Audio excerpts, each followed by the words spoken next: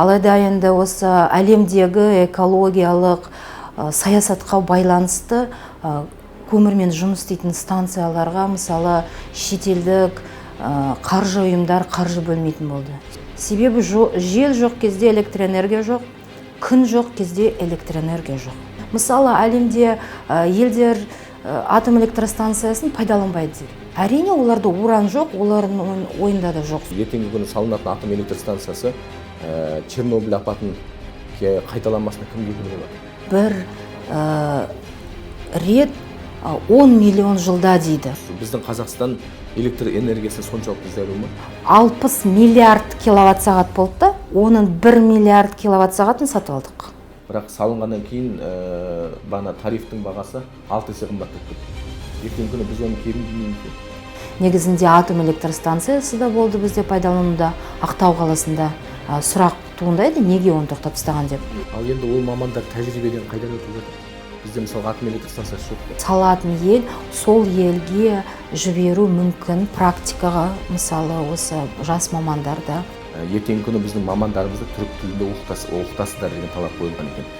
2 реакторы бар, бір атом станция, сондай 10-12 миллиард доллар тұрады. Жапонияда болған атом электростанциясының Фукусимадан айттыңыз ғой. Апат жер сілкінісіне тікелей қатысы болды.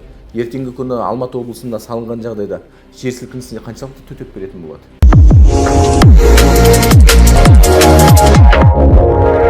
Аңсарыңыз ақиқат, шарқ ұрып іздегеніңіз шындық па? Демек, жолымыз бір. Ендеше жолы бірмен жөн сұрасып отырайық. Сіздер көз сүзіп отырған Айқын YouTube арнасы. Оның жүргізушісі мен Қайнар Жұмағожа. Ассалаумағалейкум, ардақты ағайын.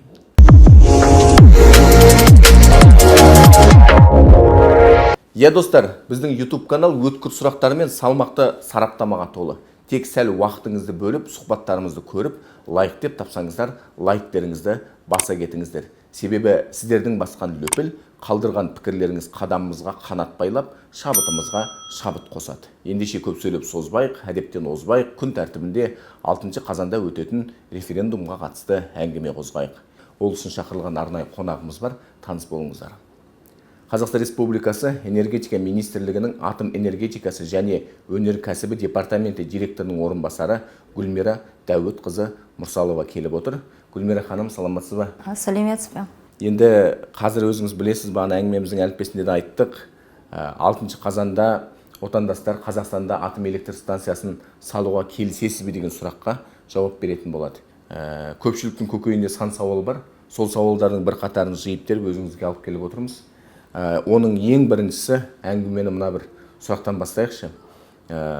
Атом электростанциясы Қазақстанға не үшін керек? Негізінде атом электростанциясын салу мәселесі көптен жылдан бері талқыланып келе жатыр біздің Қазақстанда. Атом электростанциясы ол біріншіден электроэнергия қуатын өндіретін станция. Атом электростанциясы тұрақты жұмыс істейтін 24 сағат бойы электроэнергияны өндіретін жасыл энергетикаға жататын станция. Негізінде қазіргі уақытта бізде бүкіл өндірілетін энергияның 70% көмірмен жұмыс істейтін станциялармен өндіріледі. Өзіңіз білесіз, енді алдыңғы ғасырда салынған, тозу деңгейі өте жоғары. Қазіргі уақытта жөндеу жұмыстары жүргізілуде, жаңарту жұмыстары да жүргізілуде. Алайда енді осы әлемдегі экологиялық саясатқа байланысты көмірмен жұмыс істейтін станцияларға мысалы шетелдік қаржы ұйымдар қаржы бөлмейтін болды. Себебі көмір станцияларының көмір қышқыл газдардың шығарындыларының деңгейі өте жоғары. Қазір бүкіл әлем осы көмір қышқыл газдың деңгейін нөлге шығаруға осындай талап қойып отыр. Біздің Қазақстанда 2060 жылға дейін көміртегі бейтарапты мақсаттарға жету үшін осындай мақсаттар қойды өздеріне, талаптар қойды. Негізінде әрине жасыл энергетиканы дамытамыз дегенде біз жаңартылған энергия көздерінде дамытып жатырмыз. Жел электростанциялары бар Қазақстанда, күн электростанциялары да жұмыс істеп жатыр. Қазіргі уақытта 148 объект бар осы жаңартылған энергия көздерінің. Осы жылдың 6 айы бойынша, нәтижесі бойынша бүкіл өндірілетін энергияның 6,5% жаңартылған энергия көздерімен өндірілді. Бұдан да әрі дамытуға жоспар бар. көптеген инвестициялық жобалар іске асырылайын деп жатыр. Алайда жаңартылған энергия көздері ол тұрақсыз энергияны өндіреді. Себебі жел жоқ кезде электроэнергия жоқ, күн жоқ кезде электроэнергия жоқ. Алайда біз экономикамызды дамыту үшін, өндірісті дамыту үшін тұрақты станцияларды салу керекпіз. Әрине, жаңартылған энергия көздерін пайдаланатын кезде осындай регулирующий дейді, сондай қуаттарды салады. Олар газбен жұмыс істейтін станциялар. Осындай станцияларды салуға да жоспар бар. Үлкен 1000 мегаватты станция Түркістан облысында осындай жоба іске қосылайын деп жатыр. Қызылорда облысында мысалы, Маңғыстау облысында да. Алайда көптеген газбен жұмыс істейтін станцияларды салуға қазіргі уақытта жағдай жоқ, себебі газдың да ресурстары шектеулі. Сол себептен бізді электроэнергиямен қамтамасыз ету үшін жасыл энергетикаға көшеміз дегесін осындай атом электростанциясы қарастырылып жатыр. Негізгі тағы айтайын дегенім, мысалы бізде көмір бар, біз көмір электростанцияларын пайдаланамыз. Бізде газ бар, газ электростанцияларын салуға жоспарлап жатырмыз. Бізде уран бар, неге біз уранды қарастырмаймыз, пайдаланбаймыз электроэнергия қуатын өндіру үшін? Мысалы, әлемде елдер атом электростанциясын пайдаланбайды деді. Әрине, оларда уран жоқ, олардың ойында да жоқ сол атом электростанциясын саламыз деп. Біз дегенде, біз әлемде уран өндіру бойынша бірінші орында тұрмыз. Әрине, біз өзіміздің уранымызды өзімізге пайдалану керекпіз. Жақсы, енді түсінікті ғой, енді бұл мәселені басқа бағанағы спикерлер айтып жатыр. Енді мұндағы отандастардың басым көпшілігінің алаңдаушылығы ол тікелей қауіпсіздік мәселесі. Енді сұрақты сізге төтесінен қояйыншы, ертеңгі күні салынатын атом электростанциясы Чернобыль апатын қайталанбасына кім кепіл болады? Негізінде қазіргі уақытта әлемде 415 реактор жұмыс істейді. Көбісі осы 415 реактордың су реакторы дейді.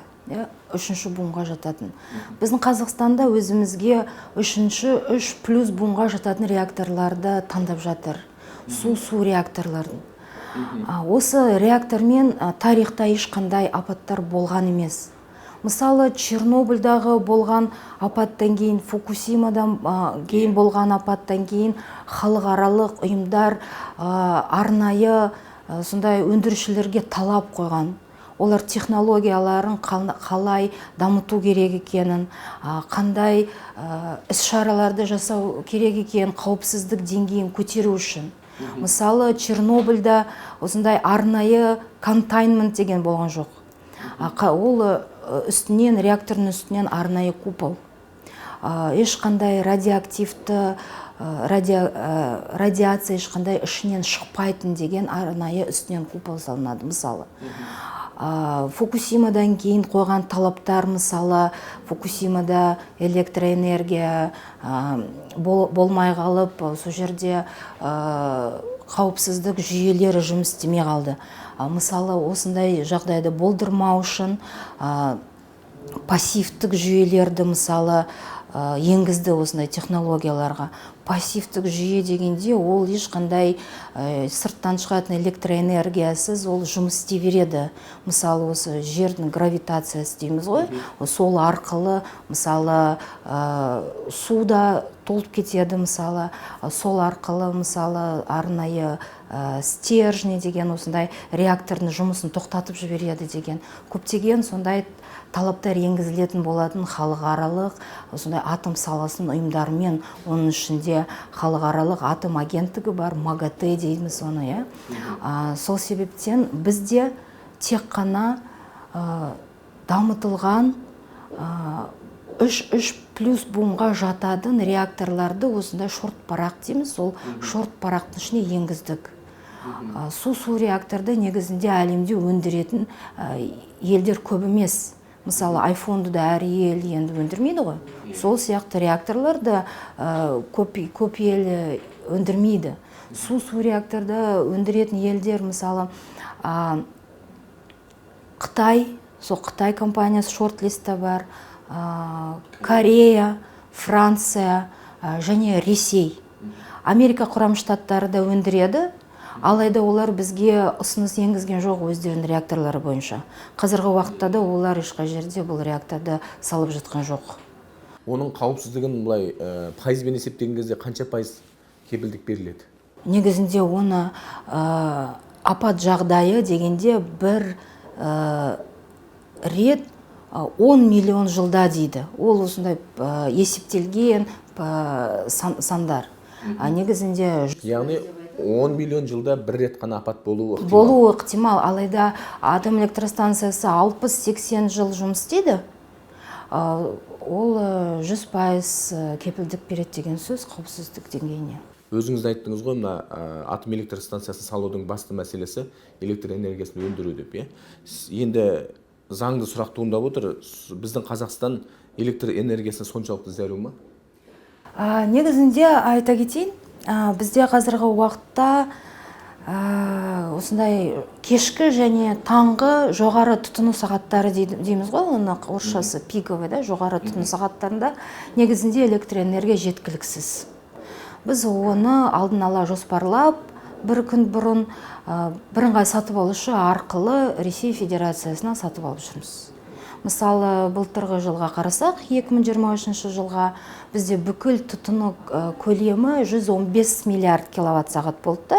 Біз 112 миллиард киловатт сағаттан астам электр энергияны ғана өндірдік. Оның ішінде біз 2%-ға жуық электр энергияны көршілес мемлекеттен сатып алдық. Осы жылға қарағанда, осы жылдың 6 айы нәтижесі бойынша біз бүкіл тұтыну көлемі, электр энергия тұтыну көлемі 60 миллиард киловатт сағат болды, оның 1 миллиард киловатт сағатын сатып алдық. Осындай жағдайда да болашақта болдырмау керек. Себебі осындай жоғары тұтыну сағаттары кезінде электр энергияның құны өте жоғары негізінде. Біз өзімізді қамтамасыз ету керекпіз. Әрине, тек қана атом электростанциясы ғана қарастырылып жатқан жоқ. Алайда міне жаңартылған энергия көздері деп жатырмыз, газ станциялары деп жатырмыз, жаңарту жұмыстары көмірмен жұмыс істейтін. Алайда бізге осындай тұрақты жұмыс істейтін, жасыл энергетикаға жататын станция мен өндірілетін энергияның осындай бөлігі қажет бізде негізінде экономикаға, өндіріске де пайдалы. Себебі экологияға байланысты көптеген салықтар бар дейміз, өндіріске қойылатын. Мысалы, біздің Қазақстанда өндірілетін тауарлар ертең Еуропаға барғанда трансшекаралық сондай карбон салығы енгізіледі оларға. Біздің тауарымыз бәсекелестікті сақтау үшін оны өндіретін кезінде жасыл энергетиканы пайдалану керек олар, мысалы. Ал енді ертеңгі күні атом электростанциясы салынса, ол біздің қажеттілігімізді 100% өтейді ғой? Негізінде ол баланс, оның ішінде айтап өттім. Су энергетикасы да бар, газ энергетикасы да бар, жаңартылған энергия көздері. Соның ішінде атом электростанциясы. Негізінде қай жерге саламыз дегенде оңтүстік жақты таңдады. Себебі энергобаланс бойынша электроэнергияның тапшылығы негізінде оңтүстік Қазақстанда туындайды. Болашақта да сол. Сол себепте оңтүстік Қазақстанды электроэнергиямен осы атом электростанциясы жабдықтайды деп осындай жоспар негізінде. Ал ол қанша облысқа қуаты жетеді? Ол ертең салынатын бағанағы атом электростанциясының? Негізінде бізде бірыңғай электр жүйелері ғой. Бүкіл электр энергия Қазақстан бірыңғай электр жүйелерімен тасымалданады. Бүкіл енгізілетін станциялардың 9%-ын құрайды ол негізінде осы атом электростанциясы. Осы 10%-ға жуық дейміз ғой. Ал енді ертең ол электр энергиясының бағасына қаншалықты әсер етеді? Негізінде атом электростанциясының өндіретін электр энергияның бағасы тұрақты. Негізінде тұрақты. Біз электр энергияның құнын өсірмеу үшін, тұрақты болу үшін осындай шараларды қабылдауға жоспарлап жатырмыз. Әрине, референдумның нәтижесі оның жағдай болған жағдайда ғана әрине. Алайда енді қазіргімен салыстырғанда ол арзандайды деп айта алмаймын. Болашақта мысалы атом электростанцияны 10-12 жылдан кейін ғана іске қосамыз. О кездегі электроэнергияның құнына қарағанда, сол кездегі 10 жылдан кейін атом электростанциясының өндірілетін энергияның құны тұрақты. Себебі, мысалы, ядролық отынды 18 айда бір-ақ рет ауыстырамыз, мысалы. Оның осы ядролық отынның бағасы электроэнергияның құны ішінде тұрақты, мысалы. Енді бұл сұрақты мен қойып отырған себебім, енді іргелес жатқан өзіміздің бауырлас Түркия елінде атом электростанциясы салынды, білесіз. Бірақ салынғаннан кейін бана тарифтің бағасы 6 есе қымбаттап кетті. Ертеңгі күні біз оны кебін кимейміз бе? Негізінде Түркияның жағдайы ерекше, себебі ол қаржыландыру схемасына байланысты. Олардық BOO дейді, Build, Own, Operate. Ресейліктер өздері салады, өздері пайдаланады, ақшасын қайтарып алады да, содан кейін электростанциясын Түркияға береді. Алайда о жерде бүкіл өндірілетін электроэнергияның құны емес. Мысалы, екі блоктың өндірілетін энергияның 70%-ын Түркия осы нақты тарифпен сатып алу қажет. Осындай міндеттемелер алды. Ал 3-ші, 4-ші блоктардан тек қана бүкіл өндірілетін энергияның 30%-ын ғана осы тарифпен сатып алады. 70%-ы қандай тарифпен сатып алатын, олар ешқандай міндеттеме алған жоқ. Мысалы, мүмкін төмен болатын шығар. Сол себепте орташа баға шығады. Мен оны нақты білмеймін, ол басқа елдің саясаты, біздікі емес. Алайда тағы бір айтып кететініміз, бізде қазіргі уақытта бірыңғай сатып алушы деген енгізілген, осындай механизм арнайы бүкіл электроэнергия бір жерге жиналады да, осы жерде микс болып, содан кейін ғана таратылатын болады.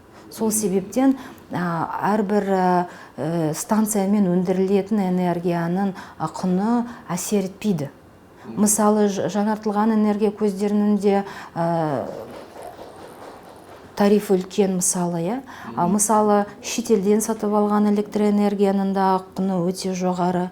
Соның бәрін микс жасайды сол бірыңғай сатып алушы механизм бойынша. Ал енді мына атом электроэнергиясының экономикаға және экологияға әсері қандай болады?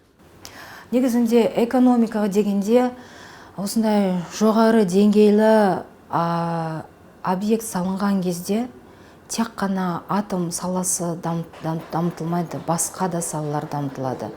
Мысалы, атом электростанциясының біріншіден қуатын пайдаланылатын өндіріс дамытылады. Екіншіден, мысалы, атом электростанцияға салатын кезінде және оны пайдалану кезінде, мысалы, бір тауарлармен жабдықтайтын компаниялар да болады ғой. Мысалы, олардың да сапасы жоғартылады, мысалы. Себебі атом электростанциясында пайдаланылатын заттардың сапасы жоғары болу керек.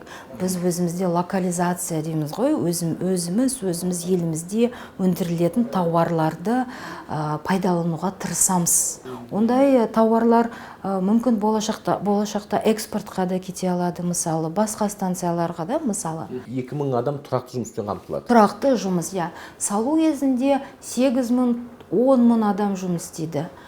Ал енді тұрақты 2000 жұмыс істейтін адамның ішінде әрине экономистер де болады, әрине көптеген энергетиктер болады, генераторда, турбинада жұмыс істейтін, су дайындайтын химиктер де болады. Оның ішінде осы 2000 адамның ішінде 20% ядролық мамандығы бар мамандар. Осы мамандардың бәрі негізінде Қазақстанда дайындалады. Бізде зерттеу реакторлар жұмыс істейді, білсеңіз. Алматы қаласының жанында зерттеу реактор бар, ядролық физика институтында. Ядролық ұлттық орталығында бар, Курчатов қаласында 2 зерттеу реактор бар. Оларды ядролық отынды пайдаланып жұмыс істеп жүр. Бізде осындай жоғары деңгейлі мамандар бар, бізде осындай зерттеу реакторларда жұмыс істейтін.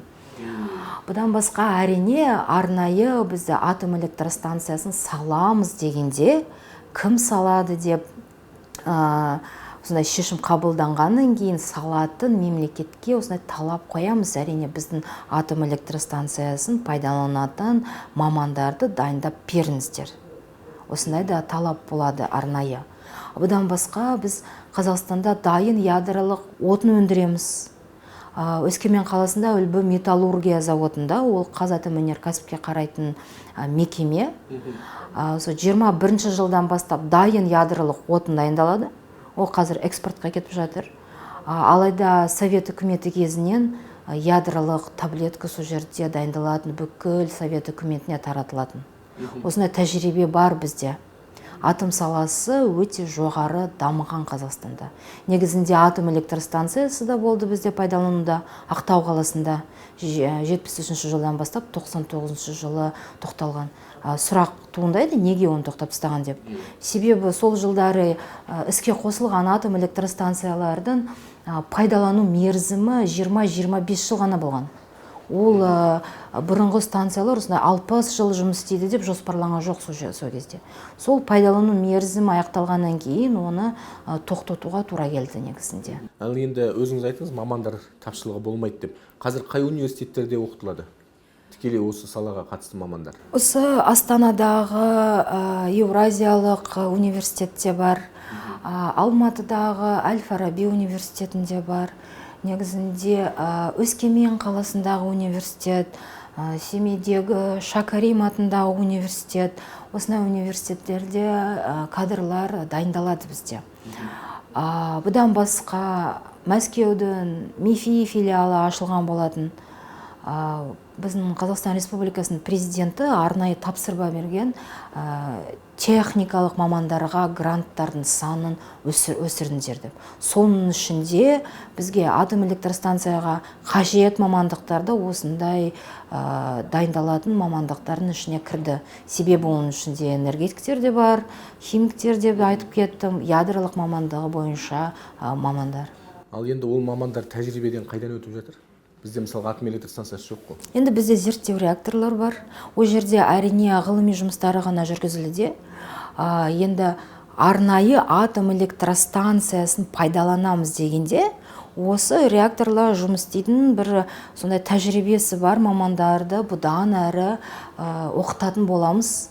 Осы мысалы технологияны тасымалдаушы елге талап береміз ғой. Осы технологияны бізге алып келіп салатын ел, сол елге жіберу мүмкін практикаға, мысалы осы жас мамандарда.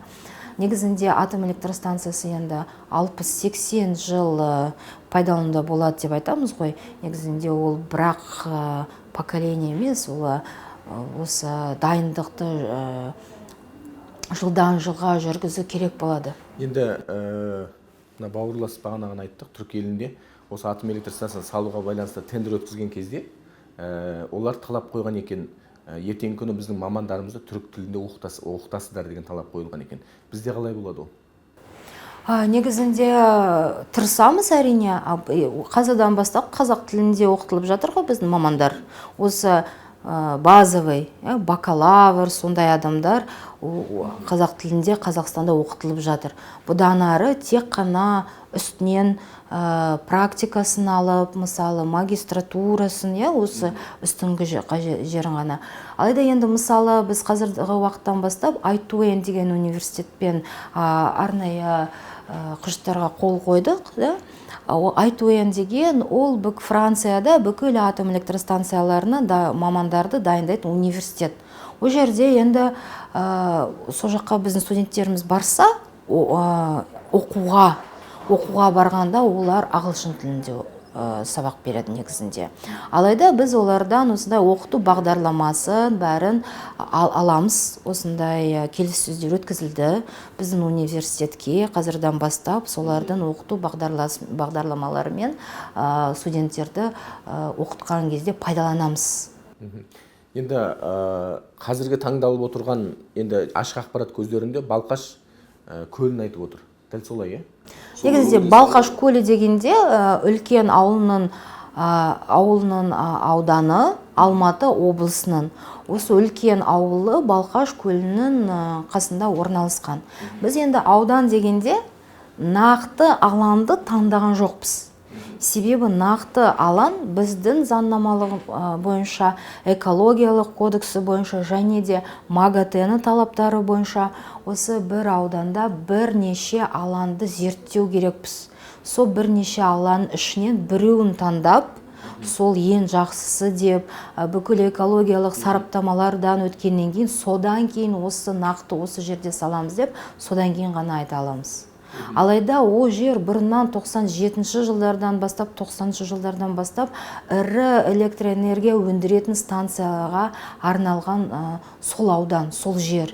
Себебі электр жүйелері солай орналасқан, электроэнергияны оңтүстік Қазақстан жаққа тасымалдау үшін. Ол жоспар бойынша Совет үкіметі кезінен солай. Себебі солтүстік Қазақстан жақта бізде үлкен Экибастуз ГРЭС бар, мысалы, сол жақта көмірмен жұмыс істейтін. Себебі біз көмірді сол жерден өндіреміз. Оны бүкіл Қазақстанда тасып жүрмейміз, оны вагон-вагонмен. Сол қасында көмір бар жерде көмірмен жұмыс істейтін станция. Ал енді оңтүстік жаққа 18 айда бір-ақ рет ядролық отынды тасымалдаймыз дейміз ғой, сондай жерге мысалы атом электростанциясы жақсы келеді. Жақсы, енді мынандай бір сұрақ болып тұр. Мысалы, Алматы облысы өзіңіз жақсы білесіз, жер сілкінісі көп тіркелетін өңір. Енді Жапонияда болған атом электростанциясының Фукусимадан айттыңыз ғой. Апат жер сілкінісіне тікелей қатысы болды. Ертеңгі күні Алматы облысында салынған жағдайда жер сілкінісіне қаншалықты төтеп беретін болады? Негізінде әрбір атом электростанциясы жер сілкінісіне 9 балл шыдайтын сондай талаптары бар салынған кезде. Фукушиманы айтқанда, о жерде реактордың өзіне ештеңе болған жоқ. О жерде суды тасымалдайтын насосты су басып кетті. Олар мұхиттың дәл қасында орналасқан атом электростанциясы болды. Бұдан басқа мен айтып кеттім, осындай жағдайларды болдырмау үшін Фукушимадағыдай қазіргі уақытта арнайы талаптар қойылып, арнайы пассивтік жүйелер енгізілген технологияларға. Екіншіден, біздің Алматы облысына қатысты, екіншіден 9 балға шыдайды атом электростанциясы. Екіншіден, әрине зерттеулер өткізілетін болады. Мысалы, шешім қабылданса, атом электростанциясын саламыз деп, бір жылдай арнайы зерттеулер өткізіледі бүкіл сейсмика, геологияға, сол жерге арнайы станцияларды қойып, бәрін тексеріп, мен сізге айтып кеттім, нақты аланды осындай зерттеулердің қорытындысы бойынша таңдалатын болады. Негізінде осы бірінші өткізген зерттеулердің қорытындысы бойынша сол таңдалған аудан атом электростанциясын салуға жарайды. Біз арнайы МАГАТЭ-дің эксперттерін шақырып былтыр миссияны жасадық. Ал енді Балқаш көліне қандай да бір экологиялық әсері бола ма? Негізінде нақты тікелей байланыс жоқ. Атом электростанциясында пайдаланатын сумен, Балқаштың көлінің сумен тікелей ешқандай себебі су реактор дейміз ғой, біз оны, оның екі контуры бар. Ядролық отынның қасында жүретін бір контур су, және де қайнап буға айналатын генераторды жүргізетін электроэнергияны өндіретін ол бөлек екінші контур. Олар бір-біріне қатысы жоқ. Олар парагенератор арқылы жылуны бір-біріне тасымалдайды. Енді бізге су қажет дегенде, осы су қайнап электроэнергияны өндіріп, конденсат болады ғой, қайтадан суға айналып. Осы жерде кішкене су жоғалтамыз енді әрине. Осындай суға подпитка дейді, оны орысшасы, осындай подпитка жасау үшін су керек. Негізінде әлемде атом электростанциялары көлдің жанында емес, қаланың ортасында да орналасқан негізінде. Біз неге оны таңдап жатырмыз? Себебі ол электроэнергия жүйелермен байланысты. Нақты электроэнергия саласымен байланысты сол таңдалған жер. Енді Балқаш көліне қайта ораламыз. Нақты радиация дегенде оны контакт болмайды, себебі радиация әсері ешқандай жоқ. Енді Балқаш судың көлемі азаяды ма деп сондай сұрақ бар.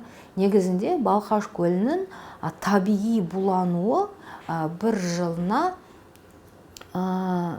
18 миллиард текше метр.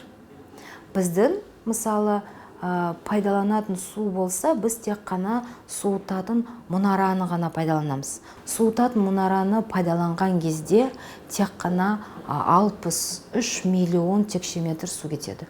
Ол негізінде бүкіл Балқаштың табиғи булануы суынан 0,3%-ын құрайды тек қана. Негізінде соның бәрі техникалық, экономикалық негіздеме кезінде саналатын болады. Сондай су жоқ, сондай жағдайлар болса, басқа да шешімдер бар. Мысалы, құрғақ градирнялар дейді, құрғақ суытатын мұнаралар. Оның бәрі әрине экологтар да қарайды ғой, бізде сараптамаларды өтеді, текке оны ешкім қоя салмайды. Жақсы, енді осы атом электр станциясына қатысты қазір түрлі сарапшылар өздерінің ойларын білдіріп жатыр. Әлеуметтік желілер болсын, бұқаралық ақпарат құралдары арқылы болсын, негізі сарапшылардың басым көпшілігі қарсылық білдіріп отырған жоқ. Бұның экономикалық тұрғыда да біздің Қазақстанның болашағы үшін де бір қажетті дүние екенін сезініп отыр. Бірақ басты алаңдаушылық қай мемлекет құрылысын жүргізеді деген сұрақ бар. Негізінде жауап бердім, шорт парақ бар. Су реакторды өндіретін мемлекеттердің бәрі ішіне кірді. Енді шешім қабылданса саламыз деп келіссөздер өткізілуі керек. Бізге нақты қандай біз талаптарды қоямыз, қай ел біздің талаптарымызды іске асырылады. Сосын экономикалық сипаттамалар бар, қаржы схемасы бар, мысалы, сондай біздің отанымыздың тауарларымызды пайдалану дегенде сондай да талаптар бар.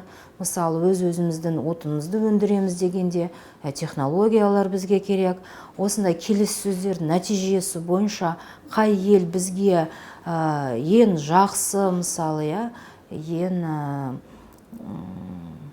үнімді ұсыныс берген мемлекетпен салу керек деп ойлаймын. Ертеңгі күні мысалға атом электр станциясын салатын бір мемлекеттің компаниясы ұтып алды делік. Ал Қазақстан ол компанияларға қаншалықты тәуелді болады? Неге олар тәуелді болады? Бізде қазірдан бастан Қазақстандық атом электростанциясы ЖШС деген ашылды. Ол тікелей самұрық қазына қорына қарайды, мемлекеттік. Енді осы Қазақстандық атом электростанциялары олар жұмыстарды осы мемлекеттің компаниясымен бірге жүргізетін болады. Негізінде өзіміздің де адамдарымыз жұмыс істейді ішінде. Енді атом электр станциясын салуға 8-12 миллиард доллар ақша кетеді деген жоспар бар. Бірінші сұрақ, бұл қаражат жете ме? Негізінде ол әлемдегі тәжірибе бойынша ғой, бүкіл интернет жүйелерінде таратылған ана мемлекет осынша ақшаға осындай атом электростанциясын салып жатыр деп. Енді мысалы 2 реакторы бар бір атом станция сондай 10-12 миллиард доллар тұрады. 4 реакторы болса 24 миллиард доллар деп болып жатыр. Ол бүкіл әлемдегі тәжірибе бойынша. Енді нақты сандар өзімізге қатысты белгісіз, себебі келіссөздер өткізілген жоқ. Бұл қаражат қайдан қарастырылады? Инвестицияларды тарту мәселесі қарастырылған бұдан бұрын, тек қана коммерциялық жоба ретінде. Ол бұдан ары қалай болатынын да мен негізінде білмеймін. Атом электр станциясының құрылысын салу кезінде сыбайлас жемқорлық тәуекелдерінің алдын алу қаншалықты болады? Негізінде атом электростанциясы жоғары деңгейлі қауіпсіз жоба болу керек. Сол себептен осындай жобаларды салу кезінде, пайдалану кезінде де халықаралық атом энергетикасы агенттігі тексеріс өткізеді. МАГАТЭ деген, мысалы айтып кеттім, осы өткізілген зерттеулер нәтижесі бойынша шақырдық. Олар тексеріп қорытындысын беріп кетті, мысалы, Одан да әрі, мысалы, алаңды таңдаймыз ба, қорытындысын беріп кетеді. Бір жерде салып біткеннен кейінде олар келіп қорытындысын беріп кетеді. Нақты қойылған талаптарға сәйкес салыну керек. Нақты қойылған талаптарға сәйкес салу үшін соншама қаражат кетеді. оңға солға жылжай алмайсың. Талап қойылды ма, солай оны қыржыт кетеді. Оны сол МАГАТЭ сарапшылары бәрін тексереді.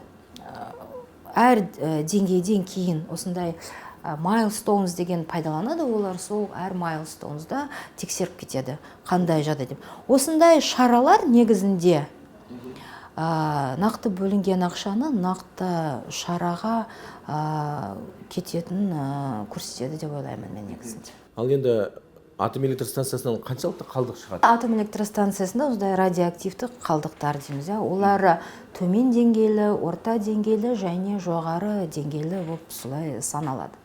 Енді жоғары деңгейлі дегенде ол ядролық отын, пайдаланған ядролық отын. Негізінде пайдаланған ядролық отынды тікелей радиоактивті қалдықтар деп қазіргі уақытта ешкім айтпайды.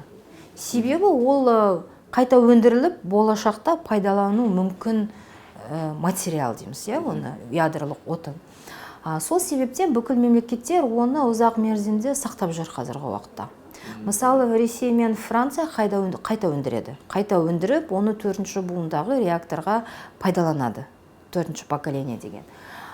Бізде де осындай тәжірибе бар негізінде. Біз осы Ақтаудағы БН-350 реакторының пайдаланған отынын сақтап жүрміз негізінде. Ол көп жер алмайды.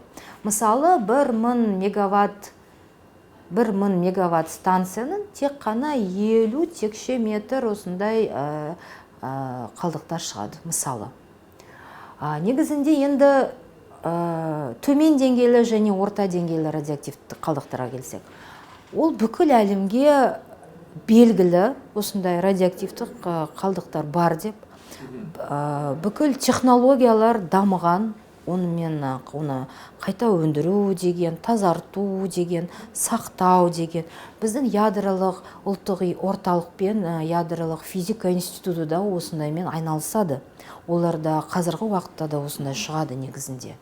Шығарылған қалдықтардың адам денсаулығына ешқандай әсері жоқ, теріс әсері. Негізінде олар арнайы контейнердің ішінде сақтаулы тұрады. Қасында жүремін, мысалы мен іс-сапармен барғанда ешқандай әсер етпейді олар. Себебі арнайы материалдан жасалған контейнерлердің ішінде сақталынып тұрады олар. Жақсы, рахмет сізге. Сізге сұрақтарымыздың басым бөлігі қойылды. Уақытта сұхбат беруге келіскеніңіз үшін алғыс білдіреміз. Жұмыстарыңызға табыс тілейміз. Енді ең үлкен жауапты сәт 6 қазанда болады. Біздің отандастарымыз өзінің нақты әрі тыңғылықты шешімін, жауабын береді деген үміттеміз. Ең бастысы, не нәрсе жасалса да, біздің осы отандастарымыз үшін бір қайырлы, берекелі бастама болсын деген тілегіміз бар. Достар, осымен бүгінгі біздің сұхбатымыз тәмам. Бүгін бізде қонақта болған Қазақстан Республикасы энергетика министрлігінің атом энергетикасы және өнеркәсібі департаменті директорының орынбасары Гүлмира Мұрсалова ханым. Келесі кездескенше аман сау болыңыздар.